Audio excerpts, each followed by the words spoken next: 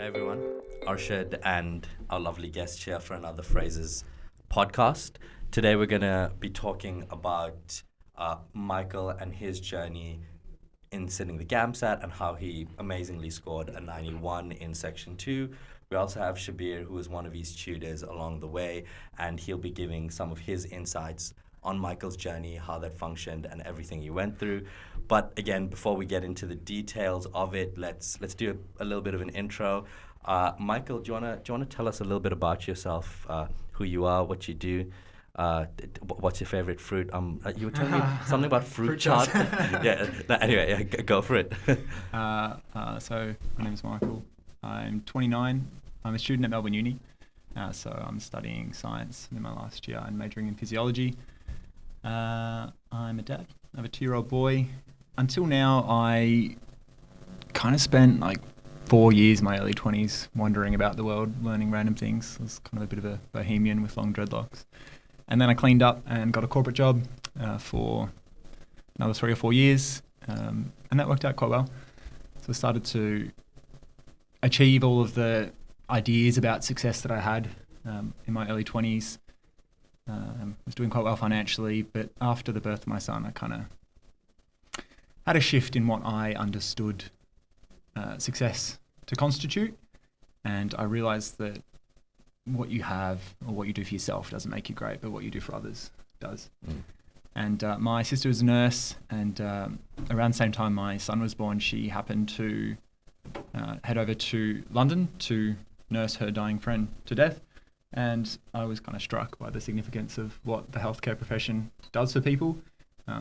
Decided I wanted to be a doctor. So I quit my job and I moved to the north side of Melbourne, and my first task was to do the GAMSAT. So I threw myself into it, studied like 14, sometimes 18 hours a day for about 6 months, and that brings us to about now. Nice. Awesome. That's a really, I've heard bits and pieces of that story before, but like to hear it all, like, and how it all came together is actually quite touching, quite like interesting as well. Like you get a lot of that, I'm doing medicine because I want to make a difference stuff in this space, and I think that's great. Everybody wants to make a difference, stuff like that. But when you see it come from people who've experienced things and really like seen it firsthand, you can kind of almost experience, like you can have that shared experience of like what you went through and how that shifted your mind. And I think that's something that hopefully a lot of us will gain perspective into when we start to go through that process, when we start to apply for medicine. And then for a lot of us, even if it doesn't come before that stage, later on when we actually become doctors and we see a lot of these things happen firsthand, it gets us to empathize a lot more, so on and so forth. And that's why you're already at a pretty good starting point. Sounds like you already had a lot of solid material for Section 2. Well, maybe now that we have Shabir here, we don't want him sitting awkwardly for the next 45 minutes. Like, what am I doing here? So, Shabir, do you want to maybe tell us a little bit about yourself? How many siblings you have, how cool they are. No, anyway, do you want to tell us a little bit about yourself? Okay, so I'm Shabir, better known as Arshad's brother in the establishment. I've been tutoring here at Phrases for many years now, about I think six, 7 years, primarily in the Section 2 space. My background is in philosophy and in education, so I try to educate along, bringing together these two aspects of thought in general. That's a long story cut very short, but I think we'll keep it short for the time being at least. Yeah. And like the one thing that I always admired about Shabir's teaching methodology for Section 2 is some tutors, they come in with this idea that you as a student, my only goal when tutoring you is to just get you X marks, which is obviously at the end of the day the most important thing, right? Like when students are studying for the GAMSAT, they want to go from a 63 to a 74 or whatever, right? They want to see that improvement.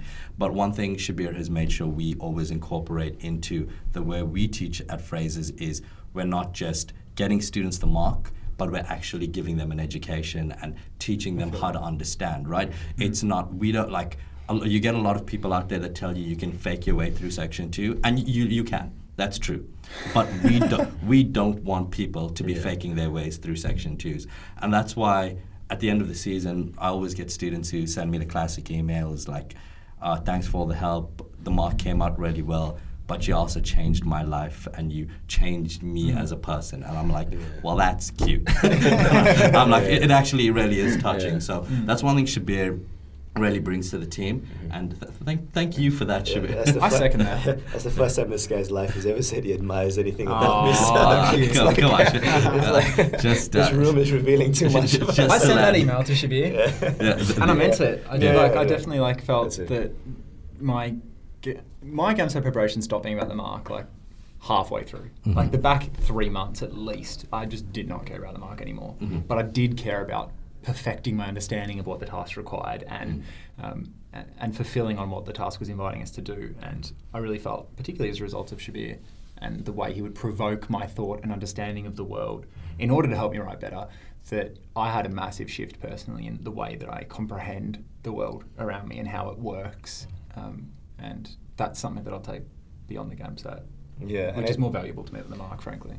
Right, but I think that could only be possible because of the fact that we work really well together in that space, right? So I don't think I'm exaggerating when I say that you're perhaps the first student I've had that's really pushed back with the proportion with which I was giving, and that created a very nice dynamic, between give and take, and between a pedagogy that was.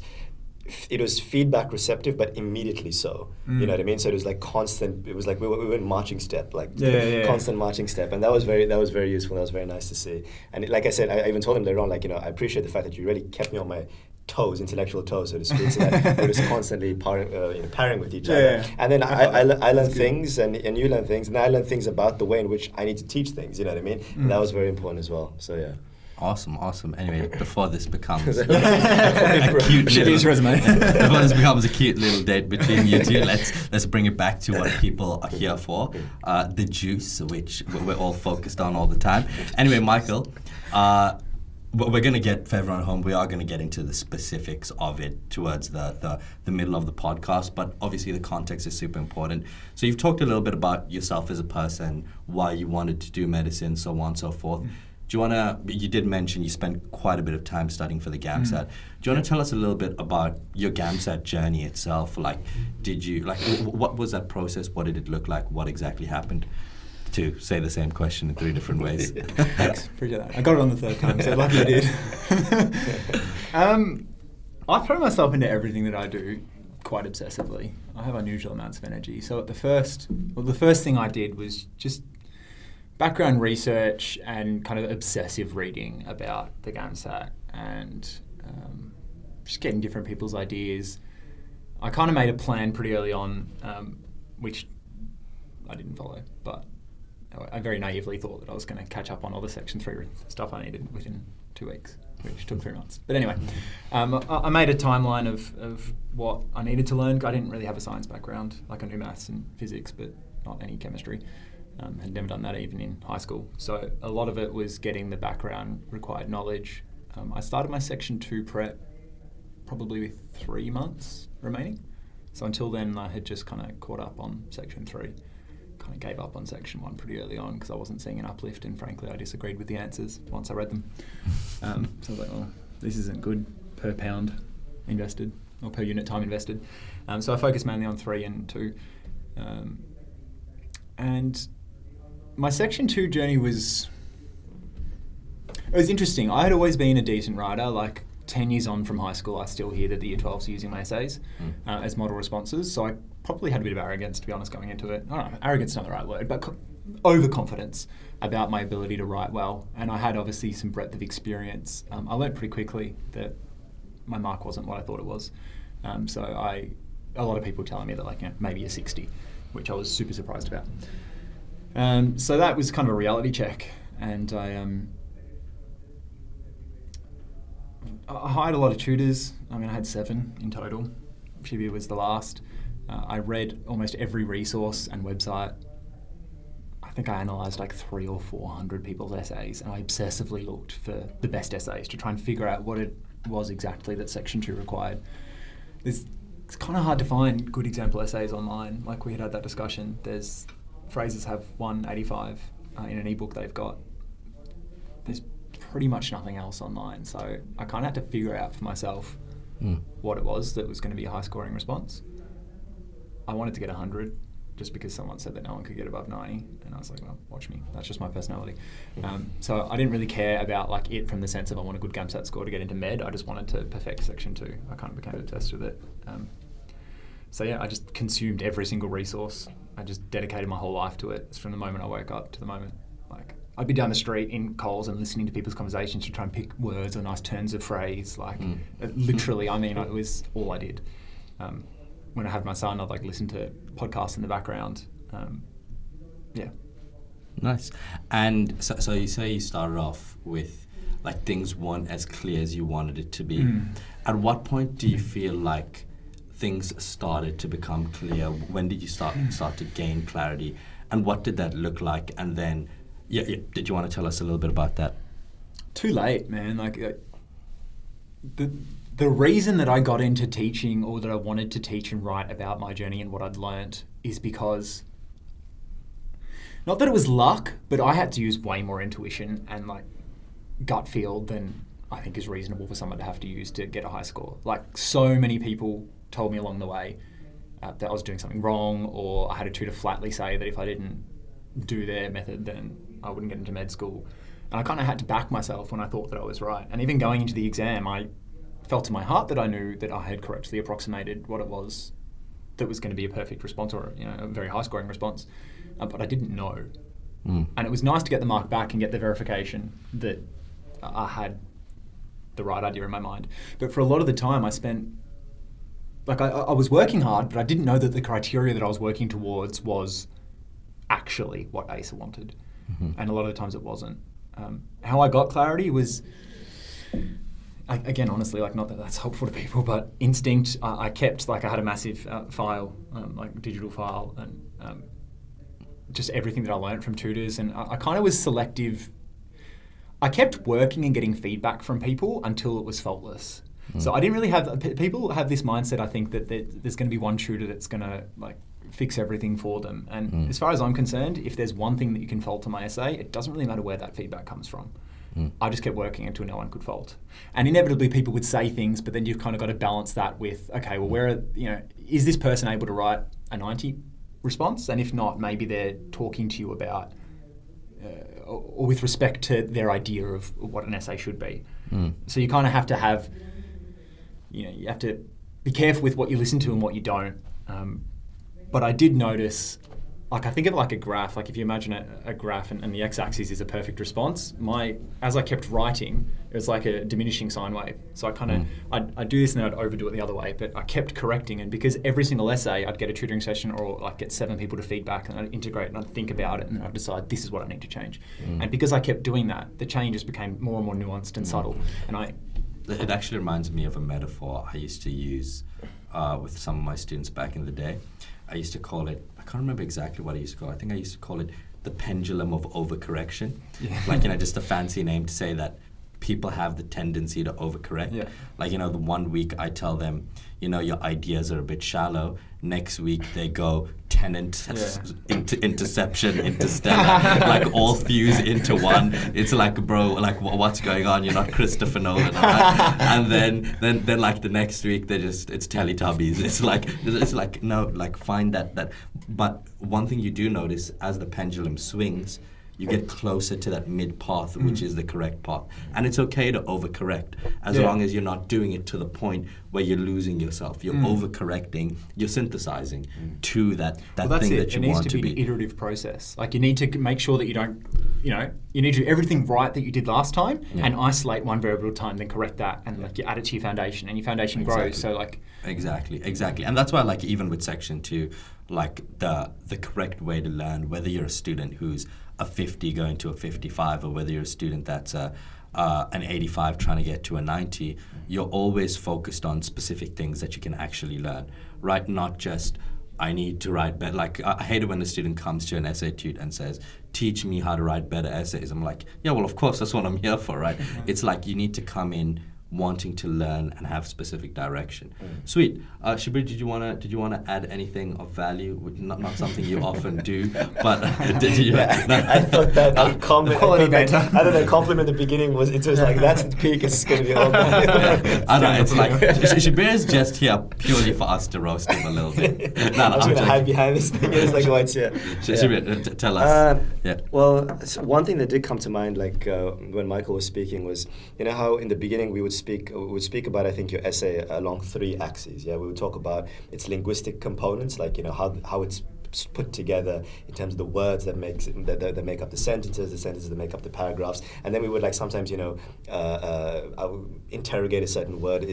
That word there that you've used to qualify that other noun, is it the best word? And we would get into these nitty-gritty details, but we didn't, and refresh my memory if I'm getting this wrong, but I don't think we spent a great deal of time on these subtle issues in between, right? We didn't, for example, I remember there was a time where you were speaking about capitalism, and then I said to you, look, I think if you described this by saying unbridled capitalism here, it will be a better descriptor of what it is you're trying to get at. And even just by changing a slight bit in the usage of the language, it changed something in the meaning of the text in which you were saying.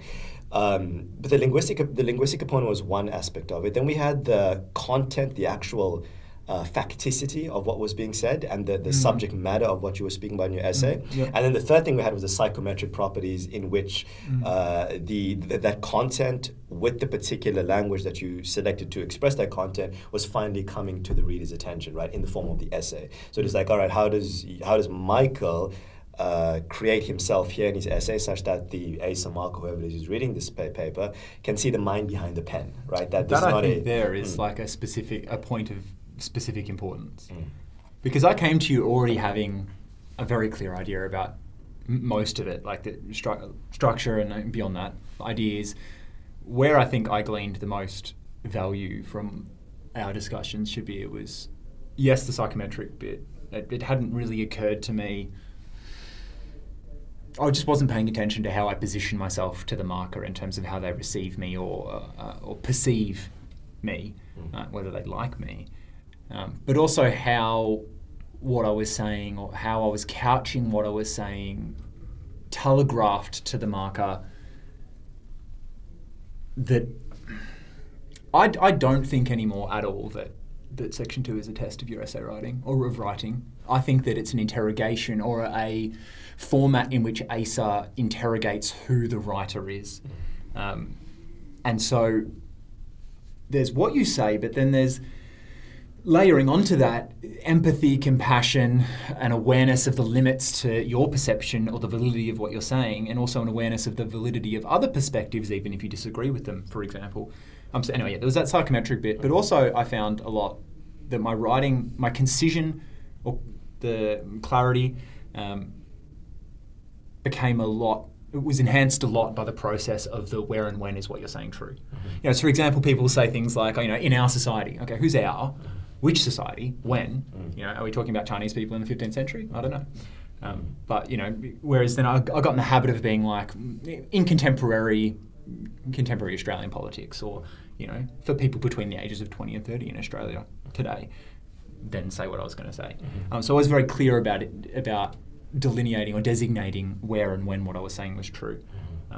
Those particular things, I think, were, and then of course also the broadening and deepening of my understanding of the various contexts in which the prompts arise, which for us in contemporary Western societies today is often... Did it right then.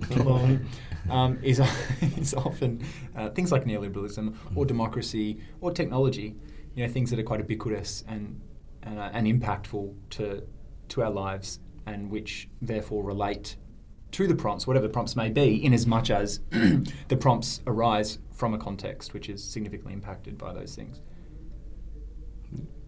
I think my understanding of the way that the world works became more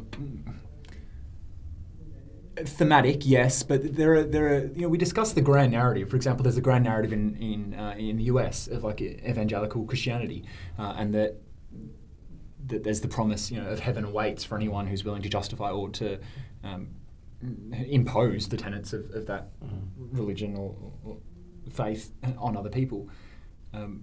And how that, for example, or that grand narrative has been impactful in geopolitics, or has had a part to play in wars and conflict, and the way that the world has modernly or today taken shape. And so when you look behind the specifics at what the context that the specifics arise out of, there's something very telling there, and it gives rise to a more sophisticated way of confronting the prompts. When you're looking at, instead of looking at here's a positive and a negative, like people will get a set of prompts and they'll say, all right, well, the theme is conformity, or the theme is, I don't know, boredom. And only on the criteria that the word boredom or conformity happen to be in 3 or 4 of the quotes. That's incredibly reductive. There's 5 highly complex, nuanced ideas, which each could have hundreds of books written about them. And each arise in their own kind of ontology and set of experiences. And when you relate to the prompts in that complex way and think about where they come from, rather than reducing them to one word and then conflating them all as that word or as positive or negative for that word, that leads to, I think, better writing. Because otherwise you're just starting with a word, let's say conformity, and you go, all right, well, what do I think about conformity? And by then you've already made 10 errors, because you've, for a start, reduced the 5 quotes to a word, and that word isn't representative of any of the quotes, let alone all of them. And then you've said that quote 1 is the same as quote 2, 3, and 4, and 2 is the same as 3 and 4, and all that. And so already you've disfigured what the actual theme is into a word which isn't. And then you've said, all right, what do I know about conformity? And then you write something. And whatever you write, because you're under pressure or whatever, won't necessarily be directly relevant to the one word that you picked. And the one word you picked isn't necessarily relevant to the 5 quotes. So already what you're saying is not directly relevant to the theme at all. Yeah. I don't know how we got there. That was like super off track, man. Anyway, let's bring it back. I had a feeling when I brought these 2 guests on, there would be multiple tangents. What did we say? We call it super random tangents. Yes. Yeah, super random tangents. They're always the Rusty Tambourines, by the way. I was driving here and I was thinking of band names. The Rusty Tambourines, super random tangents. Got a few bands coming.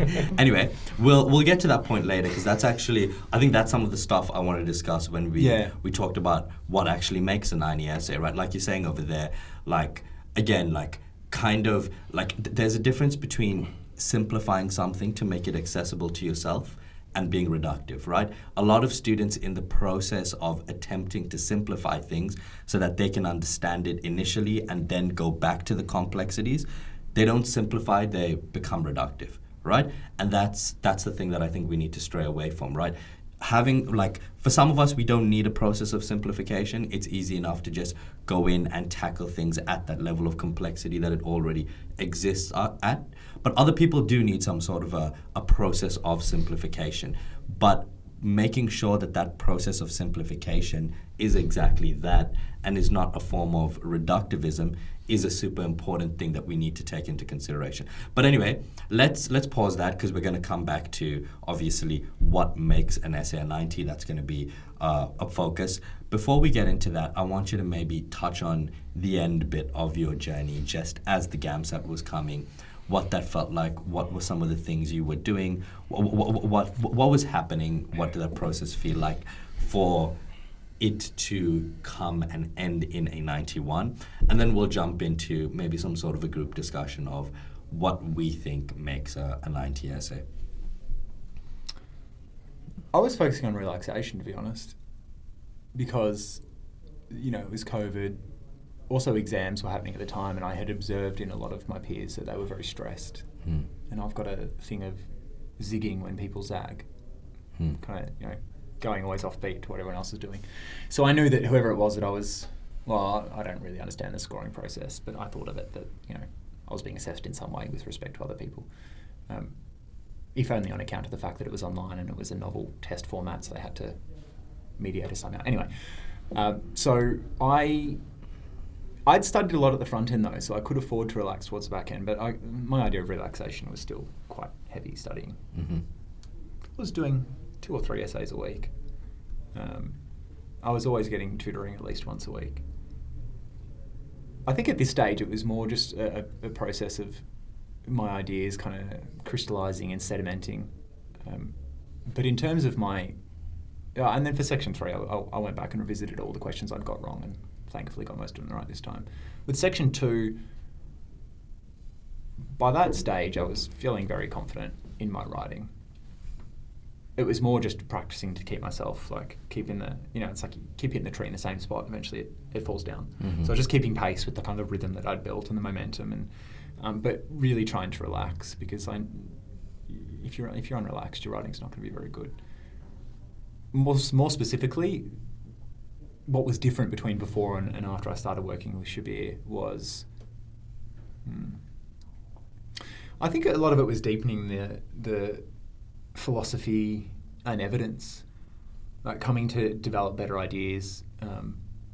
Also too, I noticed that there started to, these topics that I had written about or ideas that I'd started to develop started becoming a lot more applicable to more essays. Like there were certain ideas about the thing about the Third Reich and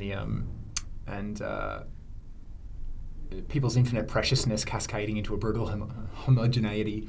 And then the bit about the Dasein and Martin Heidegger, and there are certain themes that you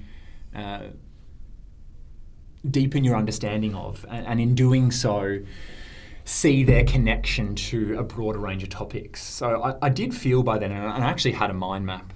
I made a massive mind map with these different kind of themes and narratives that I'd played with, and each of them went off to all these different topics, and they were all connected to each other. So my mind started to fire one and led to it. So I physically have this gigantic mind map, a digital mind map. So it was more just to interrupt. I remember we once, I think it was a couple of years ago, we were showing students how to create a mind map, and we just short ones at one of our little tutoring workshops, whatever. And just as a meme, we had one where we did a mind map where Dasein was one of the ideas that we used to relate and talk a bit about that. And that was one of them. And the other one was Dyson, like the vacuum. Yeah. Dyson, capitalism, luxury, premium products. This is pure meme. You have Dasein, which basically is pure philosophy. It basically is a phenomenon talking about being or whatever. I don't even want to get into it. I can see you guys are ready. It's so good, that one though. Yeah, everyone needs to learn that. It's great. It came up in every essay I wrote. Yeah, it's authenticity, etc., etc. But let's not get into it because that'll take a couple of hours. The other one was just Dyson, just pure. Yeah. I love a Dyson. I do love a Dyson. Price vacuums. There'll be a link below. Link below. Sponsored by. I don't know. I don't think I can legally say that. Yeah. Anyway, let's carry on. Do you wanna? You were saying before I so rudely interrupted. What was it? Look, it was just basically starting. Just continually deepening my idea of these themes that I had developed, but by then it was very practiced. It was. Yes. There wasn't much new that I was learning. It was more. Yeah, I think a big thing that I picked up from there is, and I think it's important for students to consistently do this, but most importantly do it towards the latter stages, is as you're learning and you're gaining knowledge, you make sure you have a process of filtering and organizing the knowledge that you've gained. Definitely. Right? And a lot of students don't have that. And as a result, it almost kind of becomes 2 steps forward, 1 step back, where you're learning things and it's like fruit chart, right? You're just throwing random fruit into a bowl that doesn't actually have any structure. Awesome. All right, let's move on to the next point. The main question, or I think the question that people at home want to hear the most. What do you think makes a 9? Actually, let me rephrase that question. What is the difference between a high 70 and a 90 essay, right? And I want to, just before you jump in, I do want to add a disclaimer over here. There are like, we'll be talking about, for those at home, we'll be talking about specific things that take you from that high 70 to that 90. But that, for most students, that isn't what you should be focusing on, right? For those of us who are in the 50s, in the 60s, there's certain things that we need to do to get to that high 70 before we worry about what we're going to be talking about today. So again, it's more for all of those who are listening, it's all going to be really useful. But the most important thing is to understand your context, where you're at, and how you need to improve. So anyway, having added that little disclaimer in there, you have a student that's let's say a 78, right? They've sat the GAMSAT twice. They got a 78 in Section 2 both times. We don't really care about what they got in I mean, we care about, but we're not concerned with what they got in their other sections, right? What do they need to do? What's the difference between their 78 and that other person who's in between an 89 to a 92? Or an 88 to a 92? A couple of things. First, before answering the question, just to embellish on what you said, Yeah. which we discussed earlier, but I think is important to note. I definitely agree that if you aren't writing to a 70, let's say, or let's just call it a 70, Yeah. applying only some of the higher order things that you say, or applying or focusing only on what we're about to discuss, would be detrimental. Yeah. In ACE's words, if you read the GAMSAT ACE booklet, they say that what's being assessed is the contents and ideas, and they go on to say that it's the thoughtfulness about it. And I was just going to say, it's like the analogy that comes to my mind is like, Don't say fruit shop. No, not fruit shop. It's like going to the gym, right? It's like on your first day at the gym, if you try to do like 150 kg deadlift, you're going to snap your back, right? So it's like, know what your level is. Don't be that guy who, swings his body and is like with 30 kg and is like, bro, look, I'm bicep curling 30 kg. You're not bicep curling 30 kg, you're just about to snap your back, right? So it's more about knowing your context, knowing what's useful information to you. I think slightly different, like, what... Yes, I don't think it's entirely correct to say that these things aren't things that will help. I think that it's that the ACE's wording is that it's thoughts and ideas which are assessed, and they say language and structure, but language and structure only in as much as it contributes to thought and ideas, not in 100%. Isolation. Yeah. That's their words, which I interpret to mean that it's not, the language and structure is just an impediment, or if you lack the ability to structure and have language, which I think is mostly the things that get you to a 70, it's just that they are an impediment to the expression or or your ability to capitalize on the potential that's there by thinking in the ways that we'll discuss. So it will help, but you do need to be sure that the language and structure isn't an impediment to 100% to this. But I do believe strongly that it is what we're about to discuss. It is actually being assessed, but it's just that if you are struggling to write and structure and do just general writing things, which I don't think is what it's predominantly being assessed, you just make a bad impression on the marker. 100%. And so you can't realise the potential that's there. But I do think that this is what the test is about, personally. Anyway, to the point. 75 to 90, right. Yeah. I think in the first instance, it's... Or what I see in people, it comes out of what we were just saying, though.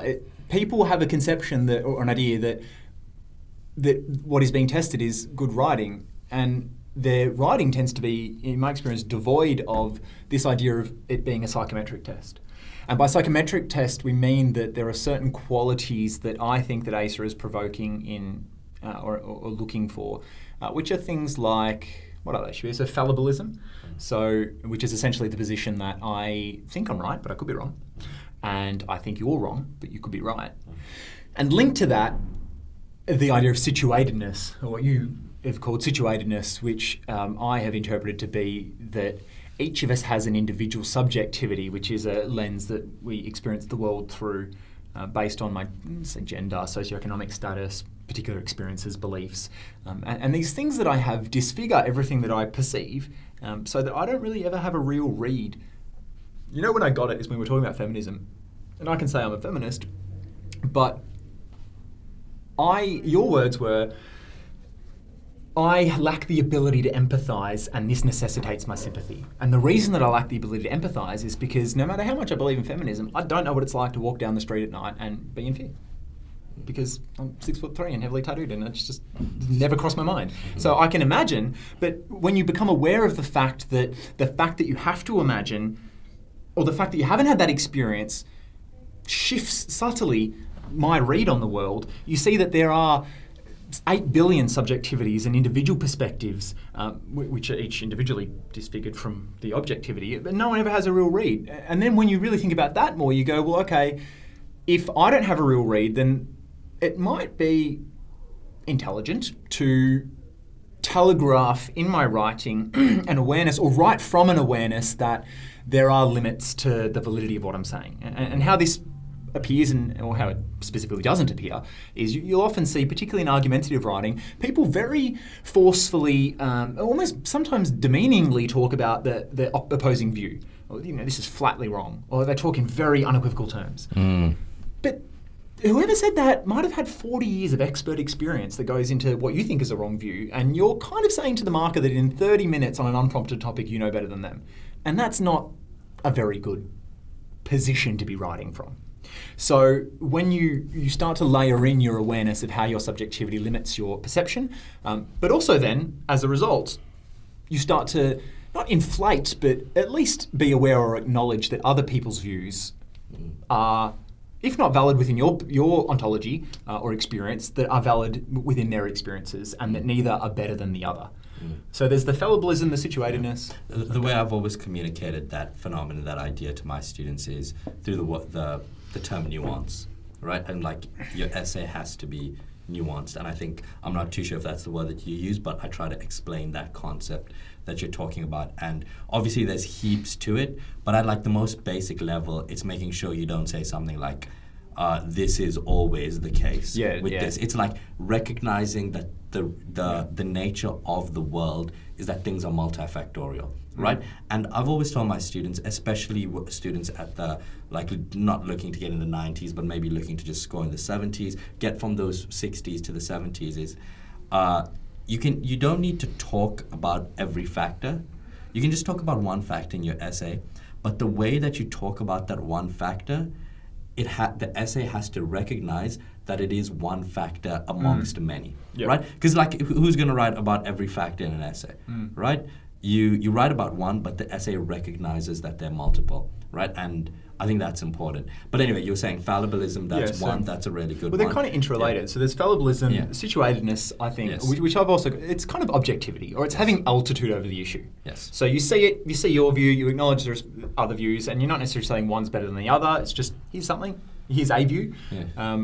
And I'm not saying don't, like, not necessarily hedge. I still strongly believe it's my view, but I don't talk about, you've also said, you kind of speak as if you are sharing an expert conversation with somebody else that's also an expert. So if I'm speaking with someone who knows a lot about a topic, I'm not just going to be very unequivocal that this is that, or this could be perceived as this, or this in large part is this. You kind of have a kind of respect for the other person who you're talking to or with. Because the alternative to not doing that is to assume of the other that the only reason they're disagreeing with you is not because they have a valid reason to disagree with you, but because they're being like obstinate, or that they're wrong. You're saying something about their will. You're saying something about the person themselves. Like, you have a character defect. That's what you're saying about them, because otherwise you would agree with me. And that's not a good position to come across. And the funny thing is, even if you're right, even if the other person is really just disagreeing with you because they, for example, are like, I hate the fact that Michael is right, you know what I mean? That just annoys me. Even if that is the case, in this context, you don't want to be broaching that discussion. You don't want to be, and you're like, if it is the case, well, that's for you to solve, right? It's not my problem per se, but it's more like, I'm going to treat you as if you're being intellectually honest with the positions you take, Anyway,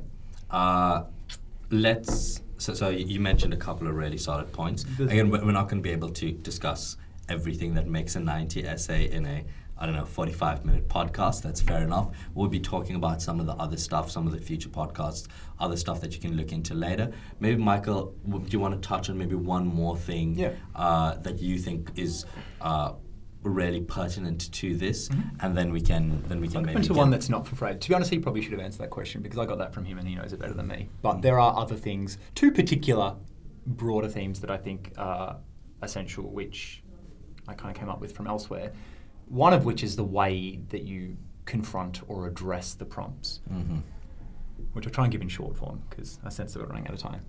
But pick it up, mate. But we kind of talked about it earlier. It's about that reductive people seeing of a set of prompts that it is just one word, which is the same as to say that the word Harry Potter is representative of everything that happens in those 7 books and the movies and the pop culture.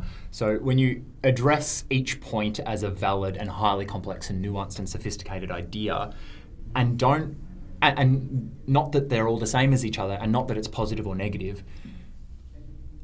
your essay becomes, instead of, I think of it like an upside down triangle or another triangle. So most people they reduce it to one word and they go, what do I think about this word? And they try and write an essay from one word, which is like going out like this, and that tends to lead to pedestrian kind of ideas.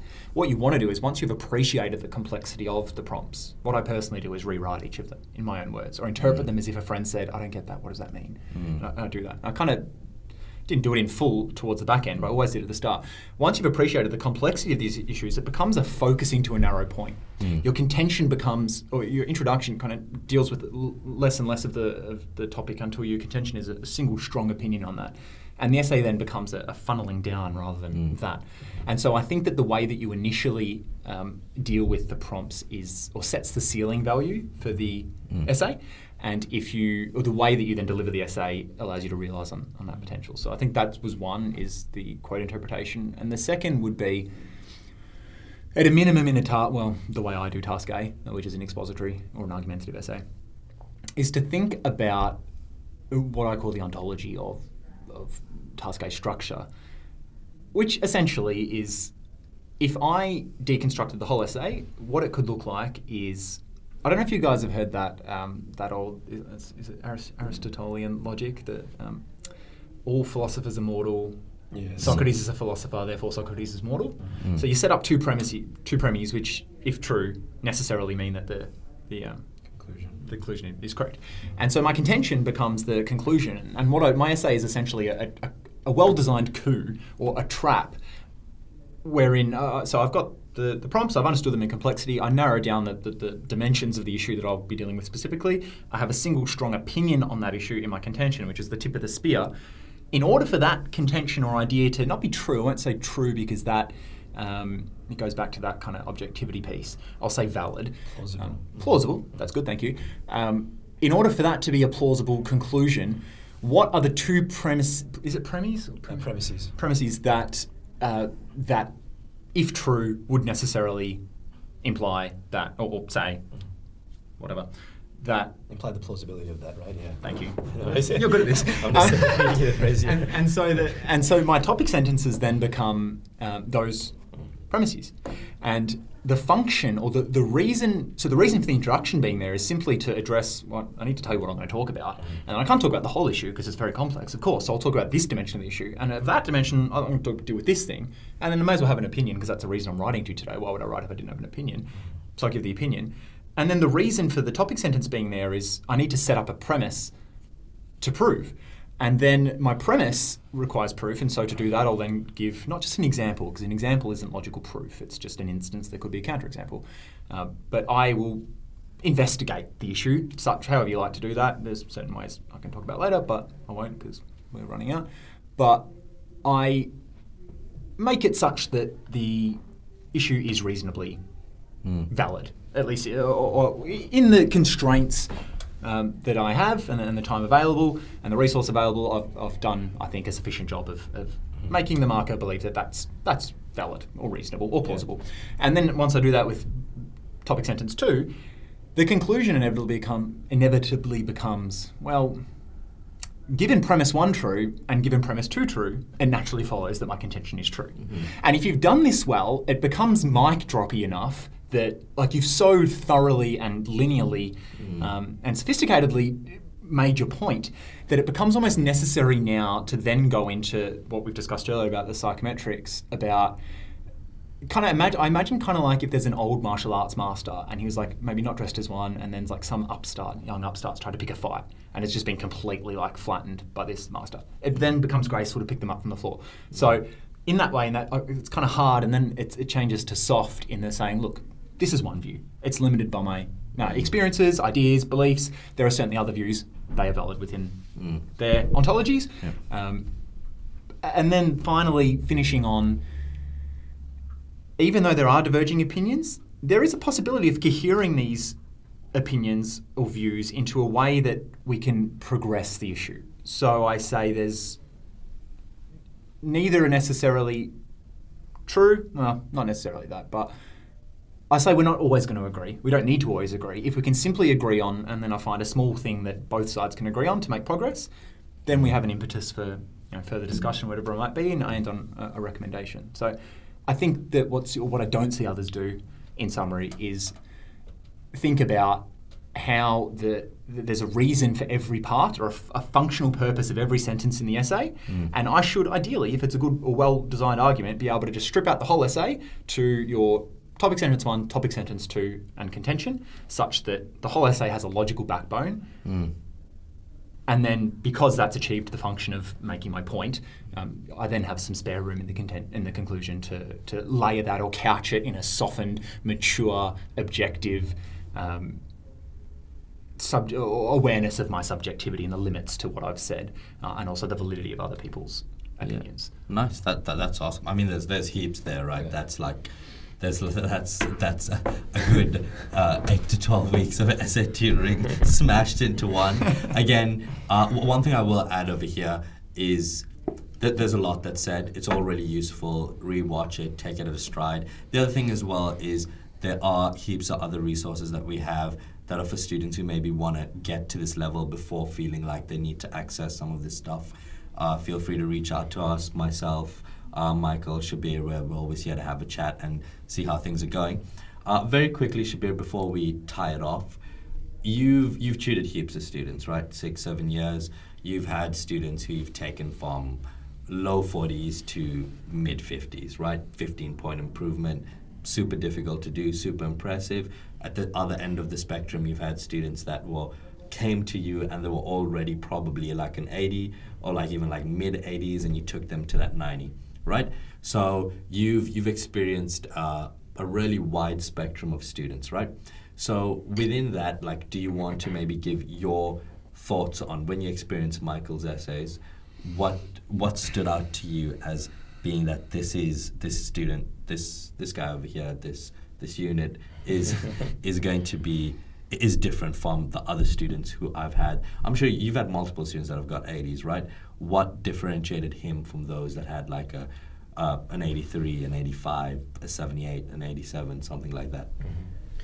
That's a difficult question to answer because I think there'll be so many factors, right? Okay, but if I was to try to just tell us one or two. Yeah, which is why I said but. Okay, calm down. And for a second, wipe your glasses, man. They're filthy. On camera. Roast on camera. Yeah, you started. So it's like he finished it. Like this is Smackdown. He's got this problem. I don't know how he sees sibling rivalry. You can't control it to pay respects.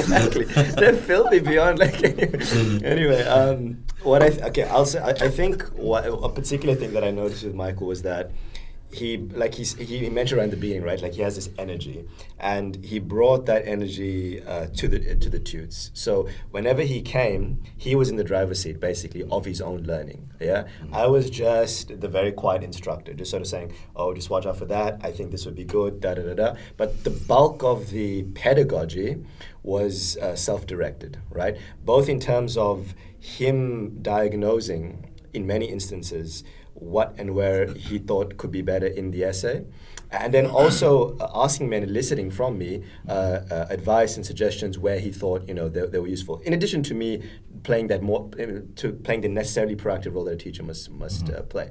So I think primarily it has to do with one, the first time I read these essays, I'm like, okay, they're already at a certain level in terms of the content, the structure, everything like that. So we're not going to go through any of that sort of stuff, right? It's going to begin straight. We're going to begin straight at the point in which we go sentence to sentence, and me interrogating Michael as to the functionality, as he said, of each of those sentences, asking him to justify it and really pushing him to the wall with that, like, tell me exactly, and if it's not, then, you know, there's no room for this in the essay, this sort of thing. To the point where he was like, yeah, he's really fine-tuning it, to the moment like, where it's like one, like, it's like, we're like, there's not much left to say about this essay, is there? Like, unless, of course, we want to replace it with something that looks like it, but we can't necessarily say that's necessarily better than this, you know what I mean? It's like you've kind of, you're hitting the limit, as it were, right?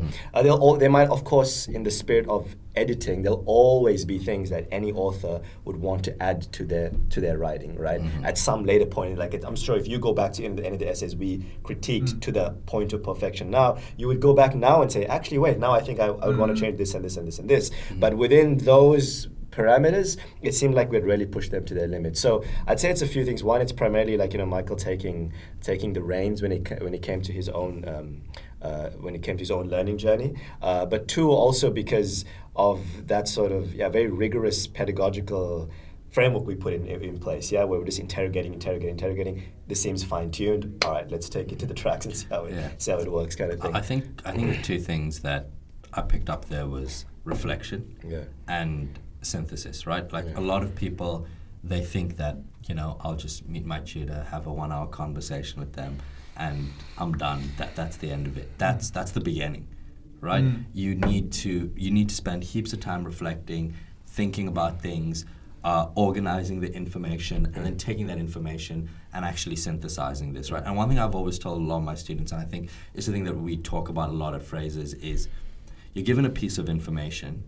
Taking that piece of information and just shoving it in your brain isn't learning that piece of information. What you need to do is you need to take that piece of information, compare it to all of the information that already exists in your brain, and then form it as to what you want that piece of information to be. I agree with that. That's what learning is, right? And it seems like Michael was doing that, and then he was actually taking control of things, right?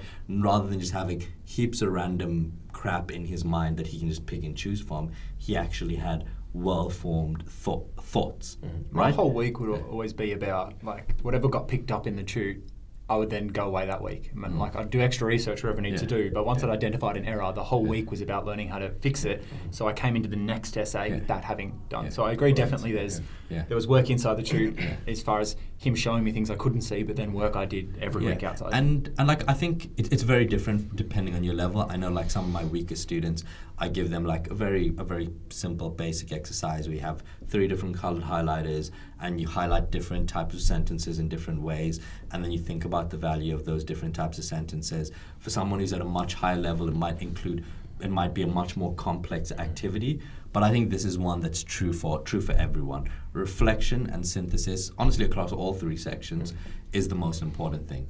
Anyway, I think we've discussed most of the major points. It's been a good discussion. Hopefully, all of you at home have really enjoyed it so far.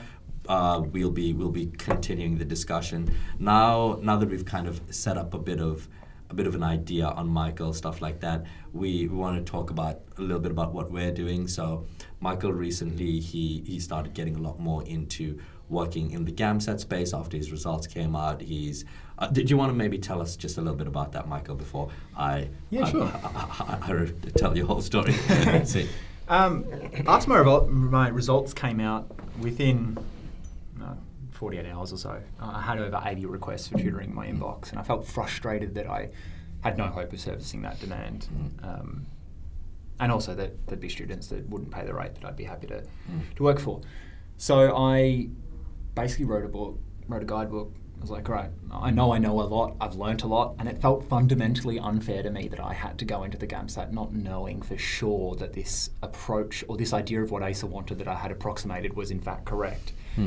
I think that it should just be hard work. But it frustrates me even retrospectively that, like, if you want to find a 90 plus essay, even an 85, like, good luck online. Like, they're not there.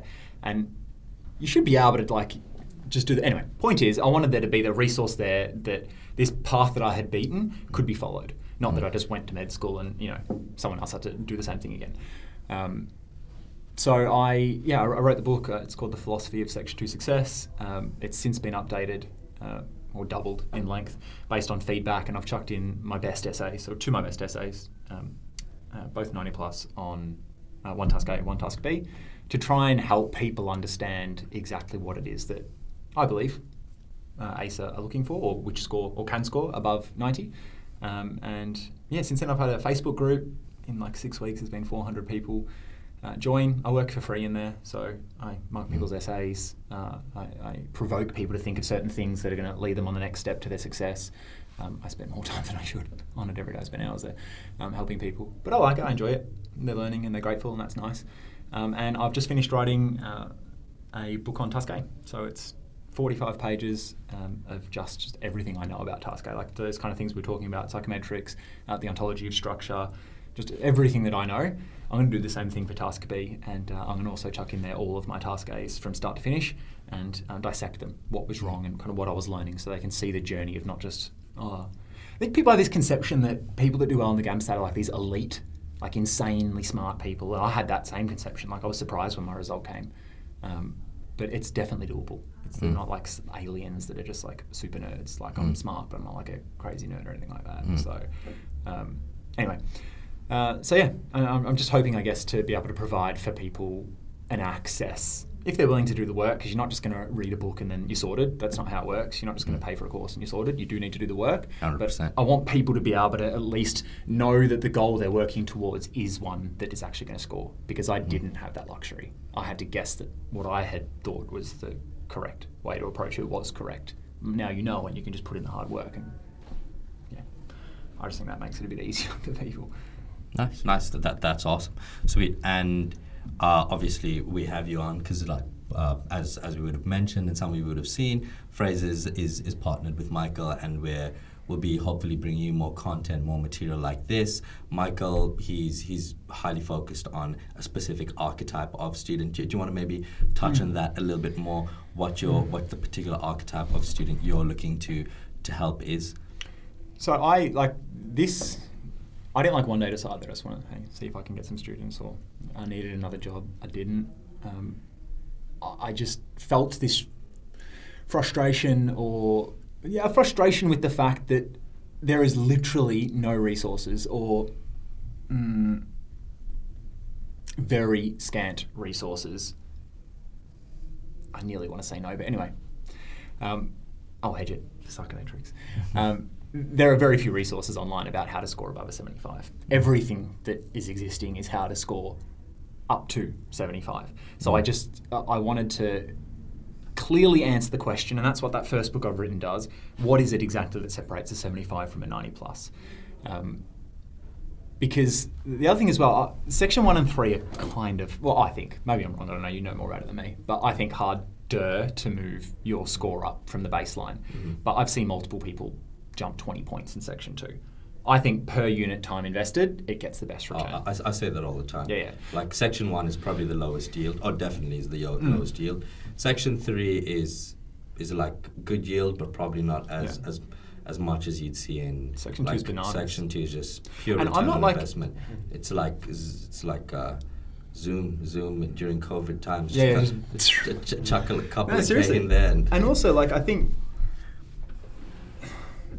I just think if you can, I made myself good at section 2. I was always good at writing essays, but like I said, I was writing at a 60 when I started. So I noticed very early on that a good strategy is to do really well in one section. And when I realized that section 2 had the biggest latitude for movement, I started investing in that.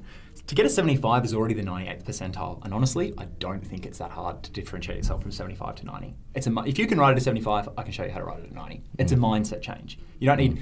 You need, like, I don't know what it takes to write a 75. You probably do. Not my interest. I don't know the first thing about teaching people English or how to write.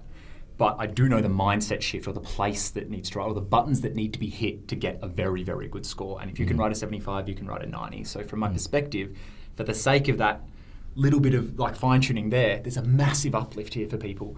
Like, so if your score isn't high enough to get into med school or whatever, like that's a button that can be pressed if you're already at a certain level at section 2, that I think is a very high yield strategy. And the fact that it didn't exist and that I knew what it was, I felt obligated to give it back. But as far as how to get to a 70, no idea.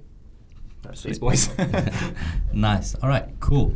I think that's a good intro into the partnership. You'll be seeing more of it. We'll definitely be doing a couple more podcasts with Michael myself, Shabir, discussing more of this stuff. We'll be talking about Michael's book. We'll be talking a little bit about our courses, how those function, and how like we're really, again, at the end of the day, the goal is getting students as good a mark as possible so that they can hopefully get into their interviews, pass their interviews, and then get into medicine, right? That's the end goal, but at the same time, learn multiple things along the way and actually get better at essay writing. Thanks for making the time, Michael. Thank you for having me. Yeah, no, it was awesome. It's good fun. I don't know what you're doing here. I'm joking. Thanks for coming, Shabir, as well. Hopefully you all enjoyed. Heaps of stuff covered. I knew as soon as I was like, these two are the guests. There's so much more. Like we literally just scratched the surface. I was like, these two are the guests. I was like, I just gotta basically for hours. it's basically leashes. It's like if I let the boys go, they're just gonna be talking for days, right? So yeah, no, but I think super solid intro. Hopefully you'll be seeing more from us. Again, if there's anything you want to talk about, Section 2 related, GAMSAT related as a whole, feel free to reach out to myself, or honestly just comment on the whatever platform you're on, Facebook, YouTube. Just comment in the thread down there. Will was more than happy to reply to you. Reach out to Michael, have a chat with him, and Absolutely we happy to can help see as where well. we go from there.